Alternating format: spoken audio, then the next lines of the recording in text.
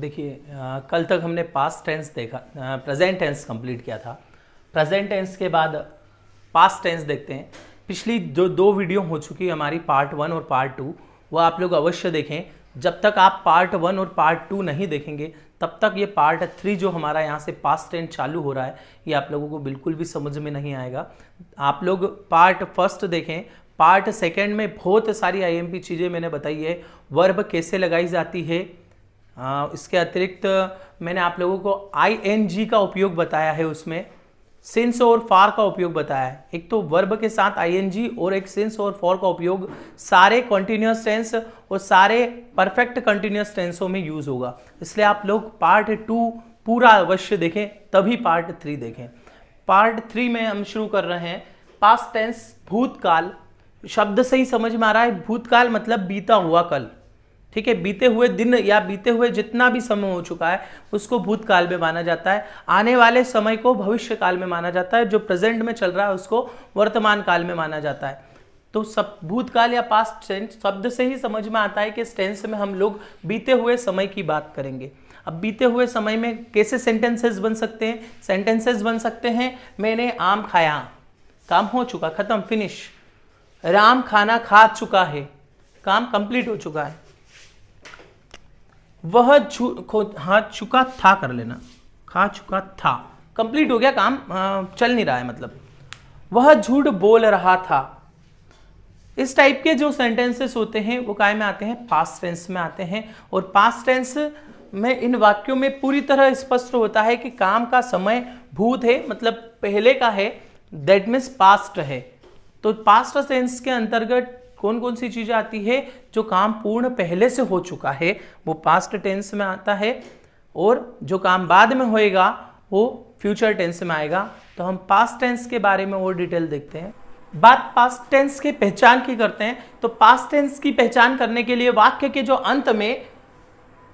अंत में या तो या आता है, या खाएगा, या आया गया, इस टाइप से वाक्य होंगे। या ये, या था थी थे लगा होता है, मतलब जिसके अंत में या ये या था थी थे लगा होता है वो सारे वाक्य कौन से होते हैं? पास्ट टेंस के होते हैं।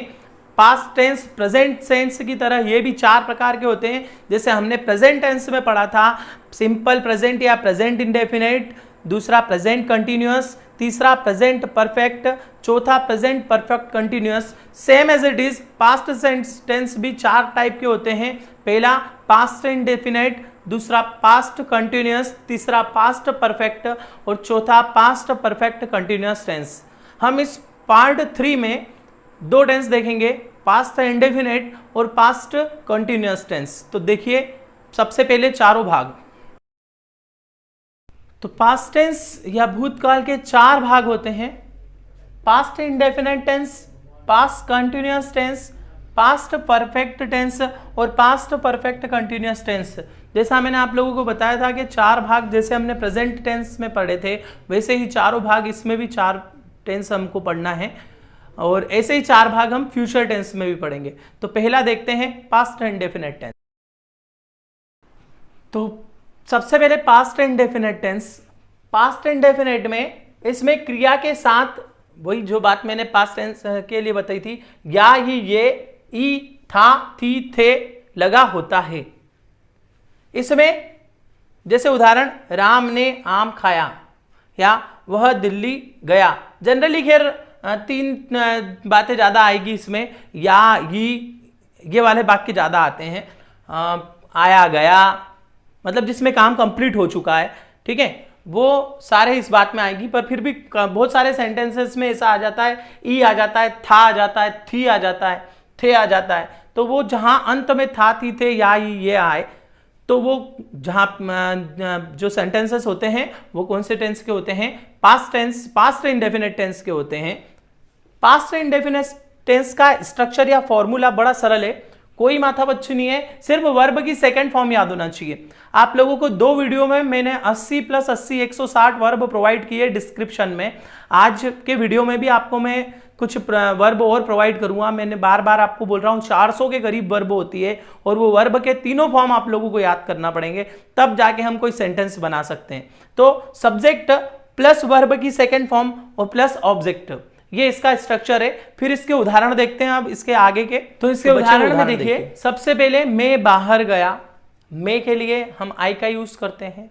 गया मतलब जाना, जाने के लिए गो बोलते हैं और गो का सेकेंड फॉर्म होता है वेंट, तो यहां पे वेंट लगेगा। तो आई वेंट कहां गया, बाहर गया, इसलिए आउट, तो आई वेंट आउट। अगर अनदर सिटी होता या किसी शहर होता तो फिर हम कुछ और लिखते उसके लिए, पर यहां सिर्फ बाहर गया, कहां गया ये नहीं पता है, इसलिए डायरेक्ट क्या लिख दिया हमने, आई वेंट आउट। उसने अपनी कार बेच डाली, उसने या उसके या वह के लिए हम सभी में ही लगाते हैं क्योंकि सिंगुलर पर्सन है, एक क्वेश्चन की बात हो रही है, तो ही। अब क्या करा उसने, बेचा, बेचने के लिए होता है सेल और सेल का सेकंड फॉर्म होता है सोल्ड। तो ही सोल्ड, क्या बेचा, हिज, अपनी, उसकी, मतलब हिज क्या बेची, कार बेची, तो कार, तो ही सोल्ड हिज कार, उसने अपनी कार बेच दी। वह सो चुका है, सॉरी बच्चे सो चुके हैं, बच्चे द चिल्ड्रंस, सोने के लिए स्लिप और स्लिप का सेकेंड फॉर्म स्लिप्ड। वह रोया, रोया रोने के लिए क्राई होता है और सेकेंड फॉर्म क्या हो जाता है रोने का, क्राइड, तो क्या हो जाएगा, ही क्राइड, वह रोया। तो ये आपका पास्ट इंडेफिनिट टेंस के एग्जाम्पल हो गए। अब हम देखते हैं पास्ट कंटिन्यूअस टेंस।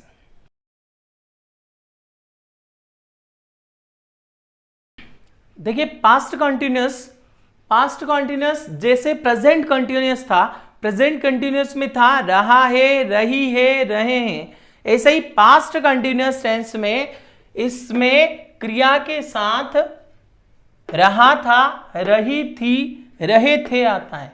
मतलब जहां है था वहां थे हो गया, कंटिन्यूअस में कंटिन्यू है, काम कंटिन्यू है, पर जहां है था वहां थे हो गया है, ठीक है। वह सीख रही थी, मैं अंग्रेजी पढ़ा रहा था, पास्ट टेंस की बात है, था जाएगा, प्रेजेंट में यहां पे है था, बस इतना फर्क है।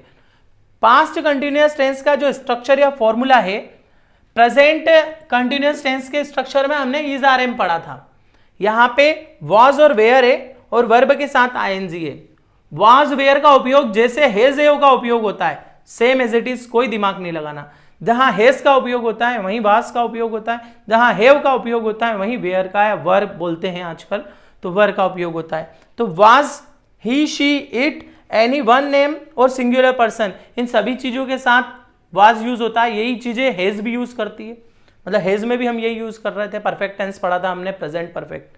और वेयर, आई, वी, यू, दे और प्लूरल पर्सन जितने भी होते हैं उसमें वेयर लगता है। तो बहुत सिंपल है, अगर आपने पिछले 2 वीडियो देख रखे हैं तो इनको समझना इतना दिक्कत वाली बात नहीं है। आप लोग लगातार पुराने वीडियो देखते रहें।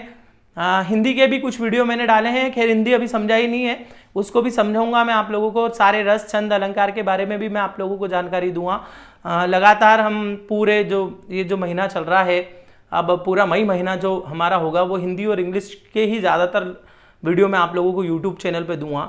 जब मेरी खुद की पर्सनल क्लासेस चालू हो जाएगी तब मैं आप लोगों को कुछ मैथ्स और साइंस के भी वीडियो प्रोवाइड करूंगा।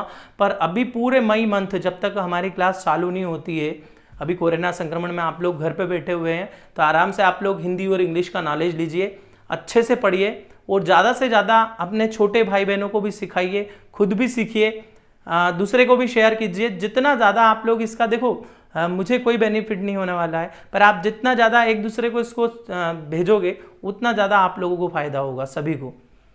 तो पास्ट कंटिन्यूअस टेंस में याद रखना, रहा था, रही थी, रहे थे, वह सीख रही थी। उदाहरण, मैं अंग्रेजी पढ़ रहा था, मतलब जिसमें रहा था, रही थी आता है अंत में, वो पास्ट कंटिन्यूअस होता है।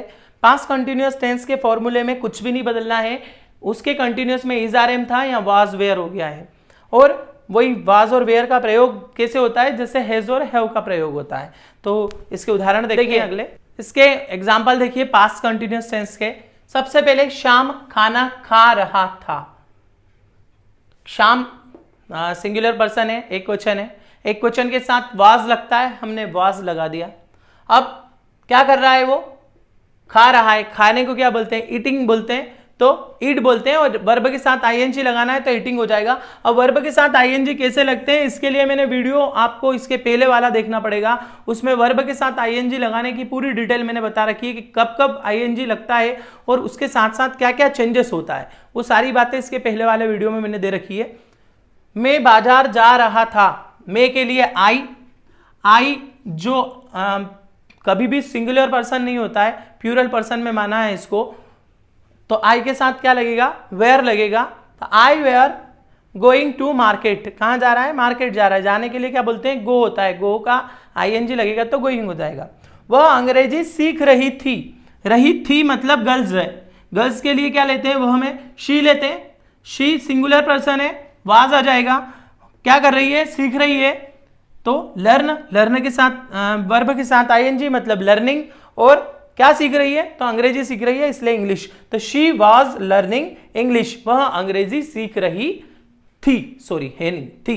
ठीक है, तो इतना आप लोग इस वीडियो में देखें, ज़्यादा से ज़्यादा लोगों को शेयर करें। इसके बाद के 2 जो टेंस है अगले वीडियो में देखें।